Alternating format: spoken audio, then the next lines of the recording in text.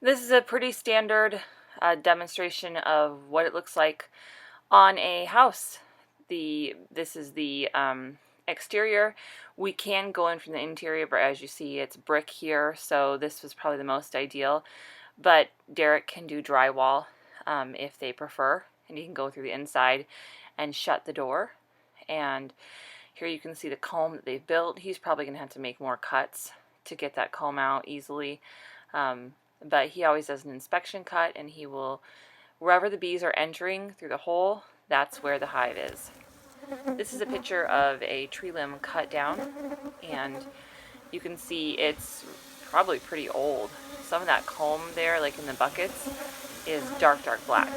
He probably won't put all of that comb into the hive, but he definitely will include some of that old dark black comb he won't necessarily use, but he'll have to, put that rest in the hive. That's a huge hive that way. And this is an example of how they love to build between studs. So he's taken off the front of that shed, and here you see the studs, and they just build right in between that. Like, they just love it. And that's just a ton of honeycomb. And they'll just move top to bottom. So he'll have to cut all those pieces up and put them into the bee box. So you can see why a hive is much more expensive. It's very detailed. The bees are aggressive when they're defending this.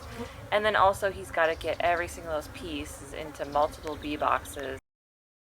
And this is an example of bees inside of a water meter box. You can see all the equipment there inside, and obviously the honeycomb. They typically like to draw their honeycomb down from the lid like that and extend down in the bottom. So you're just going to do the best you can to get all the bees out of there, get all of the honeycomb the best you can out of there, and then also leave the lid off after you're done because the bees are going to want to go back. This one is actually bees inside of an attic space. I'm actually interior of the house. So you open up the ceiling there, and there's actually two parts of the ceiling, so that's why you see the plywood. Anyways, it's a humongous hive. I mean, this hive was just gigantic. It was previously exterminated, so you see a bunch of dead comb on the other side there.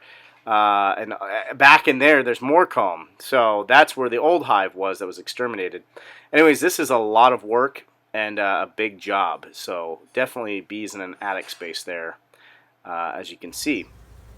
And these are bees going into a brick column that we will continue to talk about here in just a minute. Where is this comb? Where is this going? And here you can see in the next video shot, he started to do some of the sledgehammering work. We do not have to tear down the whole wall. That's a sales point with the customer. Yes, it has to be opened up. It's completely necessary. They will move in again, 100% sure. If you don't open it up, and look at all that comb, that would just be left in there. It's like a calling card for a new hive. So just like every other hive, he's got to get all of that out of there and remove all those bees and suck them up, and they'll start hiding, and he'll have to get all of them. So it's a huge job. And again, we don't have to break the whole wall. We just, with a sledgehammer, just make, cuts on or breaks on the front. Okay, so here, this looks like we're on a roof. We try not to do calls at night ever, but maybe this one went a little bit into the night. That's a ton of honeycomb there. What you're looking at, that beautiful honeycomb. So, here again, this is very common, having to go through the roof. We don't go through attics. Our beekeepers will go through the roof. Attics are how a beekeeper feels tarred and feathered, having to climb on the studs with all your equipment. It's awful. This is an example of a huge, massive, this is very typical shed. Plywood floor, studs, it's gigantic. You see all these bees. That beekeeper is going to be there for a while. They'll probably need to let the bees settle down. This is Winnie the Pooh style, building a hive in a tree. So a swarm in a tree and a hive in the tree, they do look different. The biggest indicator is you see pieces of comb. If the customer can see, do you see comb? The big massive bees, do you see any comb built, like little pieces of yellow or white? So on this particular job, it was low enough to where I could actually get my ladder right up next to them and remove everything, bees, comb, and everything else. On the previous tree call, you saw that the hive was on the ground. It was way too high to reach, so I was able to actually cut the limb down and allow the bees to get down. This is after a removal. This was a big pile of wood that I removed and got all the bees out. They're right underneath a bunch of wood right next to this compost pile. And so at this point, you just want to make sure you turn over rocks and pull things out and make sure you get everything out of the way. And Okay, I'll so continue this to is where this the one. I'm beehive actually talking was. in You this can see video, the but essentially honeycomb what it going is a down in brick there. wall. Honeycomb up in there. Still some straggler bees. I'm gonna suck these guys up still. More honeycomb filled in there. Straggler bees over here, and you can see they hide, which is why I need to knock out more holes. The majority of the hive was in these two holes here. Then they hide when I start doing that, so obviously you can see they went that way. They also hid this way, so I started going this way. More hiding this way. Had a hunch there might be more, so I went this way. And then I noticed the honeycomb that was from the previous, I think, sealing, where you sealed it up and got rid of them. And there's the expanding foam stuff that it looks like you used. So I had a hunch to look in there, and that's where I got those pictures. This is all the dead honeycomb filled in there. So, again, that's where you're gonna have all that honeycomb in that wall. Again, another really common instance is the shed. So Derek, they will say, oh, can you lift up the shed? No, we don't lift up sheds. That's not safe. Can you imagine that crashing in his head? No, we have to open the plywood up. Okay, so here, this is what they'll see from the outside, is these are bees going into their hive through the entrance. I just wanted to show you this picture of what fresh honeycomb looks like. This is brand new honeycomb. It's yellow, it's golden. This has just been formed. This is a pretty standard size of a swarm. You will see with the swarm, the bees link together in a daisy chain and they grab onto each other. It looks like a real solid mass. They can be moving for sure around all over each other, but they're definitely linked together. This is a picture of a much larger swarm. So same thing as the last one, just much larger. They can range anywhere from the size of a tennis ball to the size of a beach ball. This picture clearly shows the difference between a hive and a swarm. If you look back at the last footage, you'll see they're tightly clustered together, all one on top of each other. Here you have a lot of bees, but they're against a surface, which is a hunch that, you know, they're going into that surface, as well as they're more spread out and crawling in different directions. So if you get a picture or a video that looks like this, it's against a pillar or a wall or a side of a house, you can, you know, have a pretty good hunch that they're going into that wall. If they go into a wall or a house, they don't go in there for no reason. If they're in the walls, you can be 99% sure that they've formed a hive.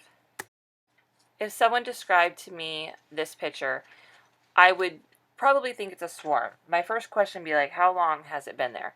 If they just moved in, you know, within the last day or two, it's likely a swarm. But if it starts to stay after day 2 or day 3, I mean, swarms can stay up to a week, but that's very rare. They really usually move on after a couple days. So if it starts to stay after a day or two, I'm going to start to have a hunch that they're building a hive in a tree like you've seen in some of the other videos and pictures. Presence of comb in the tree would be a huge indicator, and also aggression. If people even mention that they've been chased or gotten stung, that's a sign, because swarms are usually docile.